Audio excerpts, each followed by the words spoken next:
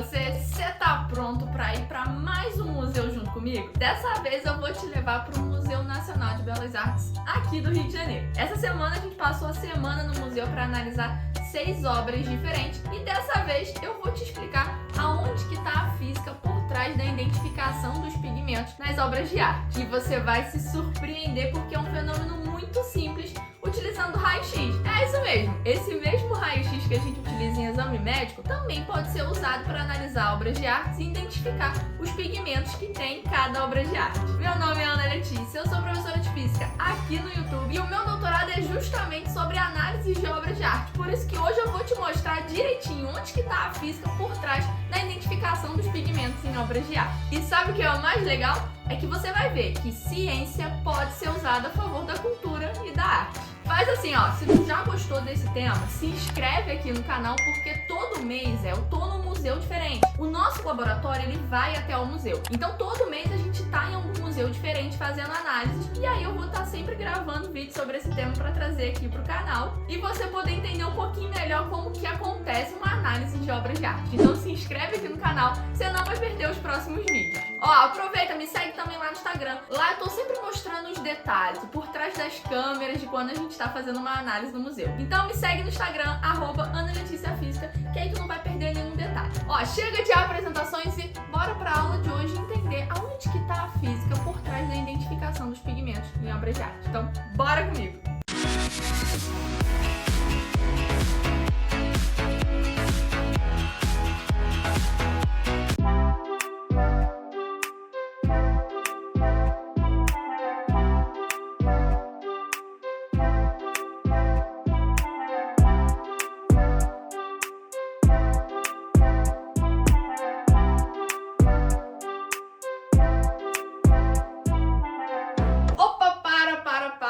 Zé, eu não pude filmar esse museu, você acredita? O museu pediu para que as imagens fossem preservadas justamente por causa das obras originais que a gente estava analisando. Então eu não vou poder mostrar a rotina do laboratório dentro do museu, como eu fiz no último vídeo, que inclusive eu vou deixar linkado aqui para você assistir. Vai lá, assiste que tá bem curioso e bem interessante para você ver como que funciona a rotina de um laboratório dentro do museu. Mas vamos mudar essa imagem aqui do fundo? Porque o negócio tá meio bagunçado, né? Vamos botar a imagem melhor. Ó, 1, 2, 3 e... Ah, moleque, eu adoro esse negócio de edição.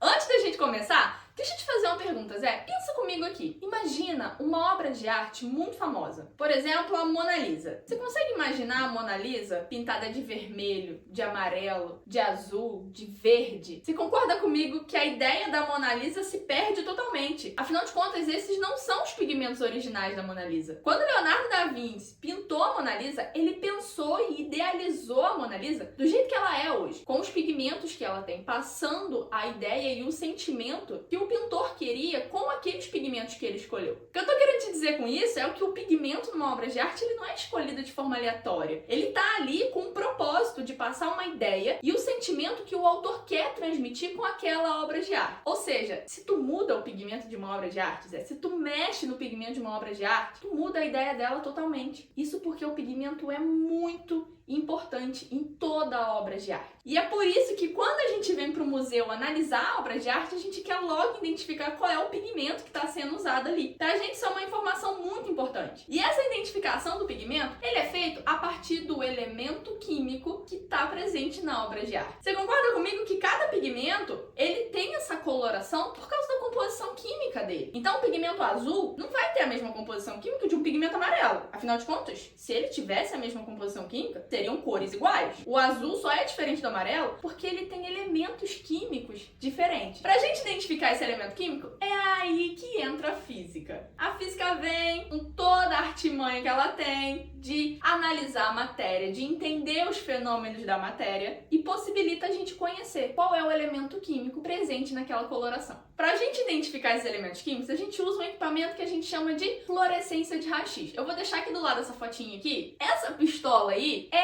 a fluorescência de raio-x. É o equipamento que a gente usa para identificar o elemento químico. E ele funciona, Zé, de um jeito muito simples, utilizando peixe de raio-x. Sabe quem descobriu isso aí? Einstein. Einstein descobriu um efeito que se chama efeito fotoelétrico. Eu vou te explicar, é bem simples de entender. Pensa comigo. Einstein, há muitos anos atrás, ele identificou que um elétron numa distribuição eletrônica, ele carrega uma energia com ele. O elétron que está numa camada mais interna da distribuição eletrônica tem uma energia diferente de um elétron que está numa camada mais externa. E para retirar esse elétron dessa camada, ele precisa receber uma energia mínima para tirar ele dali de onde ele está. Essa energia mínima ele chamou de função trabalho, que representa um valor de energia mínimo, um valor de energia necessário para conseguir tirar o elétron da camada eletrônica. Ou seja, se não tiver um valor que chegue perto daquilo, o elétron nem se move, ele fica lá onde ele está mesmo. Afinal de contas, não passou por ele nenhuma energia mais interessante do que o que ele tem. Mas quando passa uma energia igual ou maior, aí o elétron ele dá uma escapulida. Ele é retirado da camada eletrônica. E é justamente isso que a fluorescência de raio-x faz. Acompanhe o raciocínio comigo, tá? Imagina um quadro aqui comigo, tá? Todo colorido, a cor que você quiser. Eu vou pegar essa pistola de fluorescência de raio-x e vou colocar em cima de um pigmento. Quando eu ligo ela, ela começa a emitir feixes de raio-x em cima daquele pigmento. E aí o que acontece é o seguinte, não sei se você já estudou em ondulatório, se ainda vai estudar, mas o raio-x, ele é uma onda eletromagnética, que em relação ao comprimento de onda da luz visível, o raio-x tem um comprimento de onda bem menor. Ou seja, por ele ter um comprimento de onda pequenininho, ele consegue interagir muito fácil com os átomos. Ele consegue entrar e se mover entre os elétrons de uma forma bem tranquila, porque o comprimento de onda dele é bem pequeno. E além disso, a energia do raio-x é uma energia alta, justamente porque ele tem um comprimento de onda pequenininho. Então, quando a pistola de fluorescência emite raio-x sobre aquele pigmento, o feixe de raio-x começa a interagir com os elétrons da distribuição eletrônica daquele pigmento. E aí, o que ele faz? Ele arranca um elétron da camada eletrônica. É isso mesmo, o feixe de raio-x ele tem uma energia suficiente para arrancar o elétron da distribuição eletrônica daquela composição química que está ali. Só que acontece,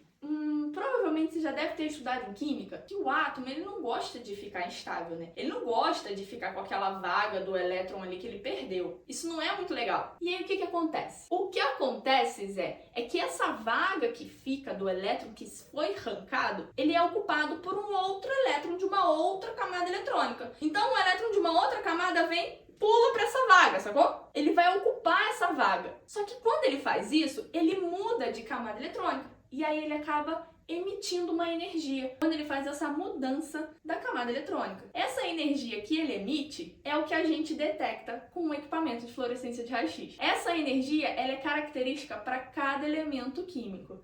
É isso mesmo, cada elemento químico tem um valor de energia que ele emite na hora que acontece essa interação do feixe de raio-x com o átomo. Então, por exemplo, se você está analisando um pigmento que tem chumbo na composição, quando o feixe de raio-x interage com o chumbo, ele emite uma energia que é própria do chumbo. Não tem nenhum outro elemento químico que tenha aquela energia. Só o chumbo. Quando ele emite essa energia, a pistola de fluorescência de raio-x detecta esse valor de energia e aí a gente consegue identificar que ali tem o chumbo, porque essa energia é característica do chumbo. E isso acontece para todos os elementos químicos que tiverem ali na composição. Então a gente identifica ferro, cromo, zinco, cobalto, qualquer outro elemento químico que esteja ali no pigmento. Aí, de repente, você está se perguntando assim, mas como é que isso está relacionado ao pigmento? Quando a gente vai analisar uma obra de arte, a primeira coisa que você tem que reparar é qual é a cor que você está analisando, né? Então, a primeira coisa que você olha ali é qual é a cor desse pigmento. Então, vamos supor que a gente começa a analisar uma região em azul. Eu pego a pistola de fluorescência e analiso a região em azul. E aí a energia que essa pistola detecta é uma energia referente ao cobalto, por exemplo. Então a gente sabe que ali naquele pigmento azul tem cobalto. O que acontece agora? Agora a gente tem o trabalho de buscar na literatura e na história da arte qual é o pigmento azul que existe que tem cobalto. E além disso, qual é o pigmento azul que tem cobalto, que era utilizado naquele ano em que a obra de arte foi feita. Quando a gente junta todas essas informações, a gente identifica qual é o pigmento que está presente ali naquela região. É claro que esse resultado, depois, você vai confrontando com outras análises científicas, para que todos os resultados sejam coerentes, a identificação do pigmento seja unânime para todas as análises científicas que a gente puder fazer. E aí uma pergunta muito comum que eu sempre recebo quando eu falo disso é o seguinte: Letícia, qual é o objetivo disso tudo? Para que vocês vão ficar ficar identificando o pigmento da obra de arte? Zé, depende. Cada caso é um caso. A gente já analisou obras de arte para identificar o pigmento porque a obra de arte ia passar por um processo de restauração. A gente já analisou obras de arte para identificar se era verdadeira ou não. Ou seja, o objetivo final para identificar cada pigmento depende do caso, do que você está analisando. Mas independente do motivo, a gente sempre começa identificando qual é o pigmento. Esse foi o vídeo de hoje, Zé. Espero que você tenha gostado de entender como se utiliza feixes de raio-x para analisar obras de arte. Se você ainda não se inscreveu no canal, se inscreve aqui e aproveita também para curtir o vídeo. Se você chegou até aqui no final, é porque tu gostou do vídeo, né, Zé? Então curte aqui e me ajuda a divulgar esse vídeo para mais pessoas. Além disso, eu também tô lá no Instagram, @AnaLeticiaFísica. Todos os dias tem stories, tem post novo, e quando eu tô lá no museu, eu mostro mais os backstage de como é fazer uma análise no museu. Zé, um beijo e até o próximo vídeo.